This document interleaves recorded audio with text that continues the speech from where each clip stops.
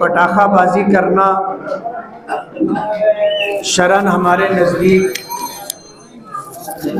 दुरुस्त नहीं है, और इस सिलसिले में हमारे मना करने के बावजूद भी कुछ लोग पटाखा फोड़ते हैं और इल्ज़ाम हमारे ऊपर आता है, और अखबारात के ज़रिए पटाखेबाजी की मजम्मत की जाती है, और हमें ये इल्ज़ाम दिया जाता है कि हम खामोश रह करके इस काम को बढ़ावा दे रहे हैं। इसलिए हम मुसलमान हैं, हमें हर हाल में अपनी शरीयत की पासदारी करनी चाहिए। पटाखाबाजी करना रुपये पैसे को आग लगाने के बराबर है, और एक आवाज़ होती है और ज़ोरदार आवाज़ होती है। घर में जो बच्चे होते हैं, हमारी माएँ बहनें होती हैं, या बुज़ुर्ग हजरात या बीमार होते हैं, वो दहल जाते। इसलिए पटाखाबाजी नहीं करना चाहिए, हम लोग इससे मना कर रहे हैं। आज इस मौके पर इस्तिक़बालिया तकरीब में अनवर पहलवान और उनके तमाम साथियों ने, वार्ड नंबर 13 के लोगों ने यहाँ जमा हो कर के ये प्रोग्राम रखा और मेरी कामयाबी पर मुबारकबाद दी।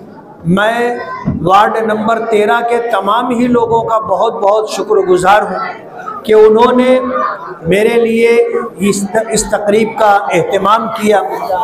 इंतहाई सख्त हालात थे और जिनसे हमारा मुकाबला था, पूरे शहर में उन्होंने एक दहशत का माहौल बना दिया था।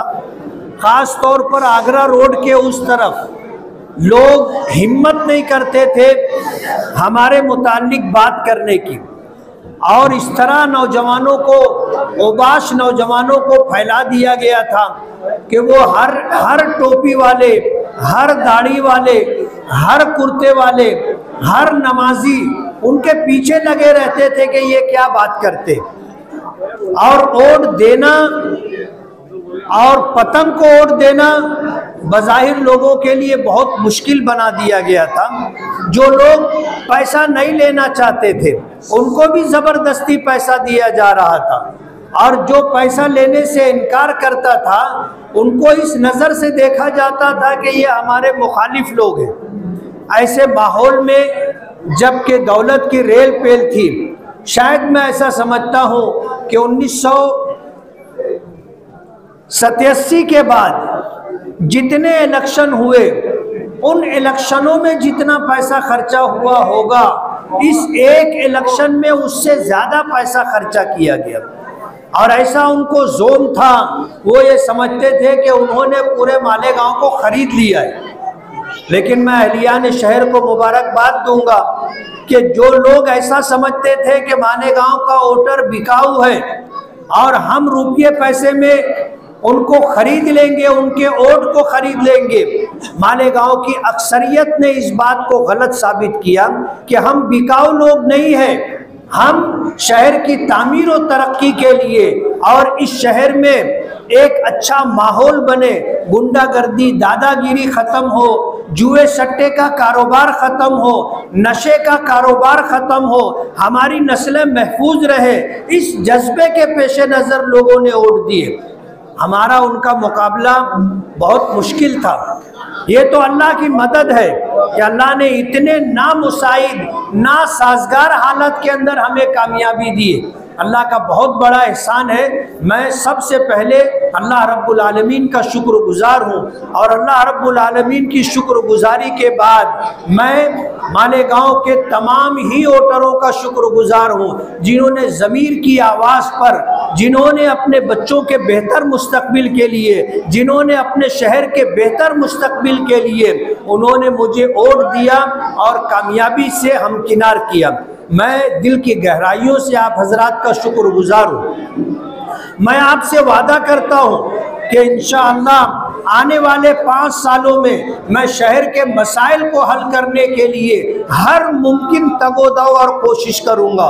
हमने प्रोग्राम बनाया है कि हर वार्ड में हम कमेटी बनाएंगे और इस शहर की तामीर और तरक्की के लिए ऐसे लोग जो इस तरह का मिजाज रखते हैं और जो लोग इस शहर को एक नया रुख देना चाहते हैं और दूसरे शहरों की तरह मालेगांव के शहर को भी संवारना, सजाना, बनाना चाहते हैं। ऐसे लोगों को साथ लेकर के हम इंशाअल्लाह हर मुमकिन कोशिश करेंगे।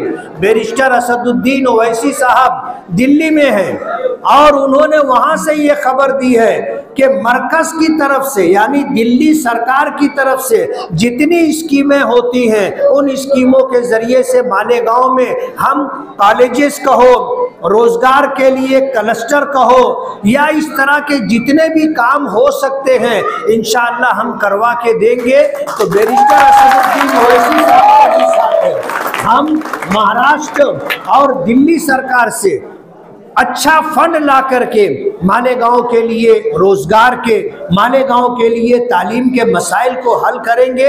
ये हमारे प्रोग्राम का हिस्सा है। जिस तरह आपने दुआएं की और जिस तरह आपने मेरी मदद की और मेहनत की, हमारी माँओं और बहनों ने जिस तरह दुआएं की, कुरान करीम की तिलावत की, रोज़े रखे, मन्नतें मानी, मैं उन तमाम माओ बहनों का और आप सभी हजरात का बहुत बहुत शुक्रगुजार हूँ और ये उम्मीद करता हूँ कि जिस तरह आज आपने मेरा साथ दिया है, अब इस शहर के काम काज के लिए भी आप मेरे कांधे से कांधा मिला करके, कदम से कदम मिला करके चले और हम इस शहर को जिस तरह कुछ देना चाहते हैं उसमें आपका भी योगदान हो, आपका भी हिस्सा हो।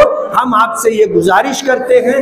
मैं फिर अल्लाह रब्बुल आलमीन की शुक्रगुजारी के बाद अहलियान शहर का, तमाम वोटरों का, बुजुर्गों का, माँओं और बहनों का बहुत बहुत शुक्रगुजार हूँ। अल्लाह आप हजरात को इसकी बेहतरीन जज़ा अता फरमाए। व आखिर दावाना अनिल हम्दुलिल्लाहि रब्बिल आलमीन।